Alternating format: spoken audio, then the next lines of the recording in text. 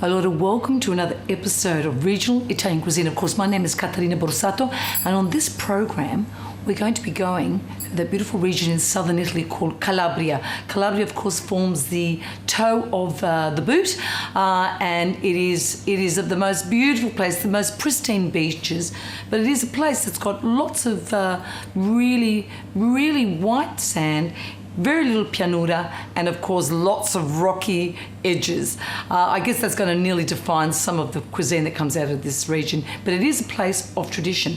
And we are going to be introducing a wonderful friend of this show, Franca, who is a Calabrese, who was born there. She is a lady that migrated here many years ago, and she's going to tell us her story about the traditions, her family, and what she loves to cook. Allora, Franca, welcome to the show. Thank you. Salve, Caterina. I'm Grazie. so excited to have you here. You're going to tell us your story. Now, let me ask you some really quick questions just to cover your history. You were 7 years of age when you arrived here? Yes. All right, so you were in the migration program, which was about? 1959. 1959. My dad came out at 1956. Yes. Usually that was done in those days where the men came out earlier and started working to get a deposit for a home and pay for the fares for the rest of the family to come out. They were the days, yes. So he got himself established, brought yourself out, your mama and your brothers? My three brothers, yes. All right. And where did you go to? We went to a house in Fitzroy, Right. 456 George Street, Fitzroy. Very funky area now. Probably Very wasn't funky in area. those days. No. But I guess your mother tried to replicate what she had home, gardening, growing fruit and vegetables, things like that. Of course, the cooking, the sewing. Yes. Yes. Yes. And what sort of jobs did your parents have? My dad was a brick labourer. He worked in the building industry, and my mum worked for Heathermore, and she was finisher. Yes. Oh, wow. So she had special skills in that area. Oh, isn't that amazing? And you went to school, where at? St John's Clifton Hill, and then I moved on to Catholic Ladies College in the city. I was there the last year, and now has moved on to Eltham. And let me ask you, what sort of things did you have in your lunchbox?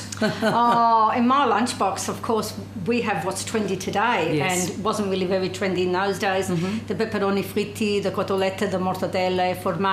Yeah, so... You don't sound like a Calabrese to me. Oh, no. Mangiasti, that's what I know, mangiasti. So it was a bit embarrassing with the lunches that we had then, but today it's all nouveau cuisine and very gourmet. Now, I mean, you were chatting to me before and you were telling me about the migration program, which wasn't about integration, it was about assimilation. Is that right? The policy of assimilation was in then, so therefore we sort of had to forget about our culture and we just cultivated it amongst our own paesani and friends. But so it was a really tough, hard lonely life. times, I would have thought. Very tough and lonely. Yes. Yeah, all right. Well, you've turned out pretty good to me. Oh, and now, of course, as a mother and a grandmother, you're obviously pushing forward all your wonderful history to the kids now, yeah? Yeah, well, I try to, yes. Yes. Now, on that note, of course, you've been in Australia for a long time, but I guess you also go back to Italy, yes? Yes, I have been back a few times because my eldest brother actually lives there, and I have uncles and cousins. My extended family are there. Yes. I have my youngest son who's worked overseas for 5 years, so therefore I've gone to visit him at different intervals. Yes. And from there I've popped over to Italy to see the relatives. And let me say to you that the Calabria that you left is not the Calabria of today. No.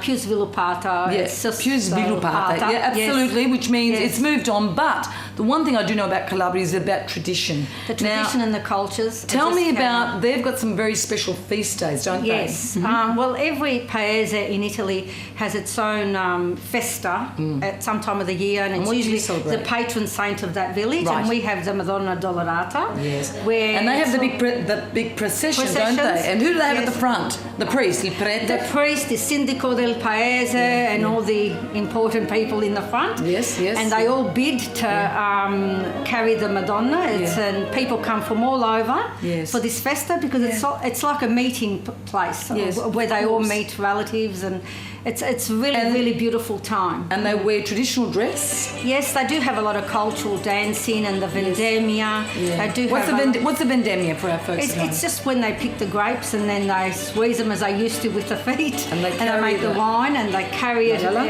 on their heads. Yes. And what about the sort of food that they do at these festivals? It's all a lot of really nice food at these festivals, but one of the most popular things, which you can actually smell it in the villages, are the famous bracciole.